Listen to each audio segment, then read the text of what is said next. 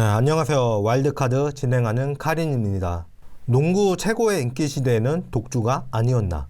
90년대 최고 인기 스포츠는 농구 대잔치였죠. 그리고 그 중에서도 특히 남자부였는데요. 농구 대잔치는 14년 동안 행해졌는데 그 중에 기아가 7번의 우승과 1번의 준우승을 해요. 그나마도 기아는 농구 대잔치가 생길 때부터 있던 팀이 아니에요. 처음 3년은 참가를 못한 팀이에요. 팀이 없었거든요. 11년 중에 7번을 우승하고 1번을 준우승한 그런 팀이에요. 처음 우승을 못하게 된 게 4학년 문경은, 3학년 이상민, 2학년 우지원, 1학년 서장훈, 이런 라인업을 구축한 연세대한테 처음 우승을 내줬고요. 그리고 이후 2년은 또 기아가 우승을 하다가 농구대잔치 마지막 대회 때 서장훈이 4학년이 된 연세대가 한 번 더 우승을 해요. 농구대잔치는 기아의 독주였고 삼성과 현대가 그 이전에도 나눠먹는 모양새였죠. 지금 농구계 남자 주요 인사들 봐봐요. 기아, 현대, 삼성, 여기 출신이 아닌 사람이 몇이나 있나요? 여자부도 5번의 우승과 3번의 준우승을 삼성생명이 기록을 해요. 80년대에 3번의 우승과 2번의 준우승을 했던 동방생명이라는 팀도 보이는데 삼성생명의 전신입니다. 그러니까 같은 팀인 거예요. 삼성이 8번 우승하고 5번 준우승 한 거예요. 금융권 팀으로는 아주 드물게 국민은행이 3번의 우승을 했고 90년대에 들어서는 라이벌이라고 할 만한 팀은 유영주의 SKC 이 정도밖에 없었던 거죠. 국민은행이 한번 해먹고 90년대 들어선 SKC하고 삼성 둘이서 다 해먹는 그런 리그였어요. KBL 출범 이후를 봐도 비슷해요.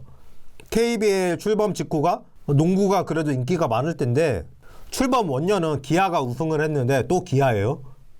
근데 이거는 저는 잘 안 쳐요. 왜냐면 96-97이 아니라 97 시즌이잖아요. 왜냐 97년도 1월 2월 정도에 거의 반쪽짜리로 치러진 시즌이라 97-98 시즌부터 보는데 이때부터 3년 연속 리그 1위를 대전 현대가 하고요. 근데 2000년에 서장훈을 앞세운 청주 SK가 우승을 하면서 플레이오프에서는 준우승에 그쳤는데 어떻게 봐도 출범 초기는 현대의 독주였다. 그 이후에 김승현의 대구 오리온스가 짧게 리그를 지배했었고 동부 산성이라고 불리는 김주성의 원주 동부. 자, 잠깐 사족을 끼워 넣자면 경기력이 좋으면 경기가 재밌다. 전혀 그렇지가 않아요. 이때 동부는 프로토 하는 사람들 안전빵으로 동부를 찍어 놓고 그걸로 그 손실을 메워질 정도만 다른 데에다가 역배를 거는 이런 배팅을 많이 했거든요. 동부는 무조건 이긴다고 보던 팀이었어요. 근데 가끔 그래서 지상파 중계가 이루어졌는데 팬들이 한몫부렸죠. 왜 제일 재미없는 경기를 중계를 하냐고. 1위 팀인데. 사실 재밌는 경기랑 이기는 경기는 다를 수 있다는 거죠.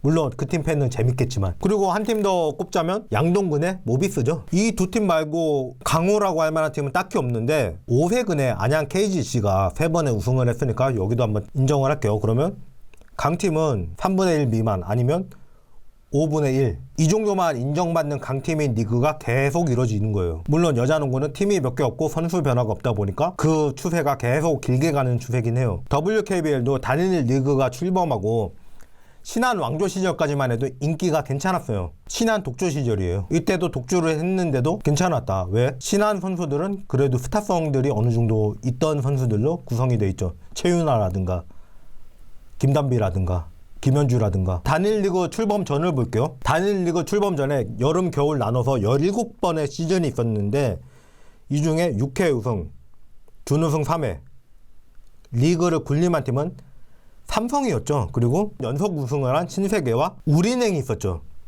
그래서 사람들이 우리은행의 힘이 타미카 캐칭의 힘이 아니냐 이런 말을 하는데 두 번은 캐칭이 없을 때입니다. 사실 단일리그 출범 전도 독주하고 별로 차이가 없던 거예요. 6번 우승한 팀이 있고 연속 우승을 한 팀이 2팀이 있고 이랬던 거예요. 그리고 우리은행은 김영록하고 김계령이 있었던 거지 캐칭만 있다고 우승을 했다? 그게 아니거든요. 여자 배구는 뭐 전력이 평준화됐다 이런 얘기를 하는데 물론 여자 농구에 비해서는 좀 그래 보이긴 해요. 근데 정작 여자 배구도 2일 2 시즌 같은 경우는 현대건설이 31경기 중 고작 3패를 해요. 배구도 가만히 승수를 따져보다 보면 독주가 전혀 없던 리그는 아니었다. 물론 한 팀이 몇 년씩 독주하고 이런 경우는 드물었지만 NBA를 봐도 독주 시대가 제일 인기 있던 시대가 마이클 조던의 시카고 불스 독주 시대하고 스테픈 커리의 골든 스테이트 워리어스 독주 시대예요. 독주를 하면 인기가 떨어진다? 전혀 그렇지가 않아요. 자, 그럼 지금부터는 외국인 선수제는 독주를 해결하는 데 도움이 되는가? 이 얘기를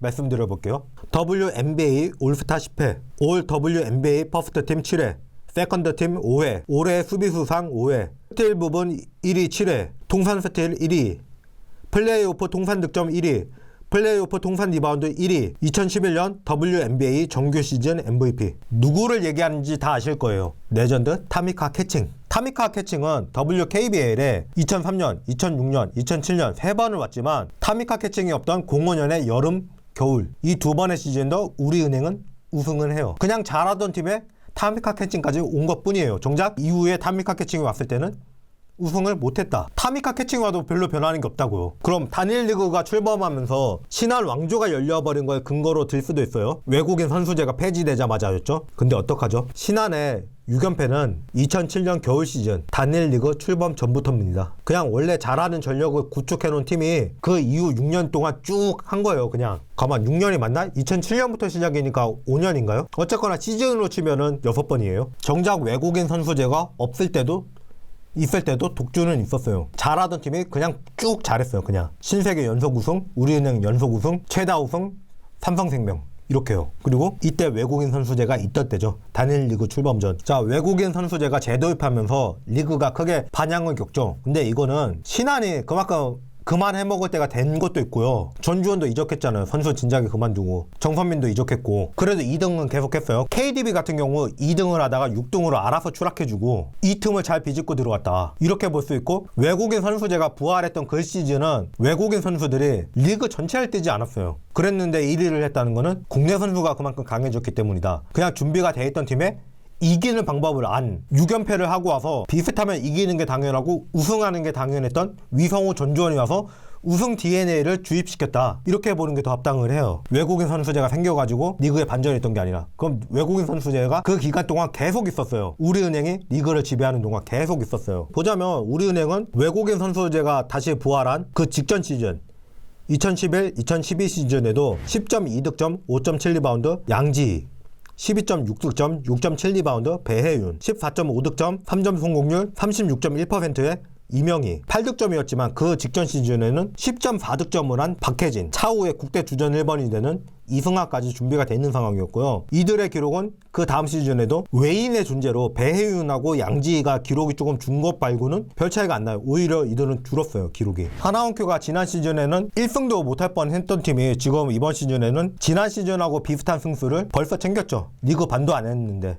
이걸 보면은 승리 DNA를 가진 팀과 못 가진 팀은 차이가 되게 크다는 걸 볼 수 있는 거죠. 이때 내내 우리은행 왕조 시절에 외국인 선수제 계속 있었고 하위권 팀들이 상위 외국인 선수를 뽑았지만 그럼에도 우리은행을 잡은 팀이 없었다는 거예요. 이때야말로 가장 확실한 독주 시대가 왔고요. 배혜윤이 이적하고 나서 4번은 양지희가 있었고 양지희가 은퇴하고 난 다음에 김정은을 영입해왔고 체이샘도 복귀를 했고 5번 자리는 외국인 선수로 버티면 되니까 구멍이 전혀 없는 팀이 만들어졌기 때문이죠. 오히려 강팀한테는 이렇게 되는 거예요. 오히려 다른 팀의 첫 우승이 외국인 선수제를 축소화했을 때 그때 처음 나와요. 폐지된 이후에도 우리은행은 3번의 우승을 더해요. 외인이 있을 때나 없을 때나 국내 선수가 강하기 때문에 우승을 했던 거예요. 오히려 신한, 삼성, KDB 외국인 선수 잘못 뽑았다가 곤욕 치른 적이 되게 많죠. 국내 매치업이 강한 팀들은 그럴 때 그냥 그 매치업으로 승부를 보면서 버틸 수가 있는데 약팀들은 외국인 선수한테만 사활을 걸기 때문에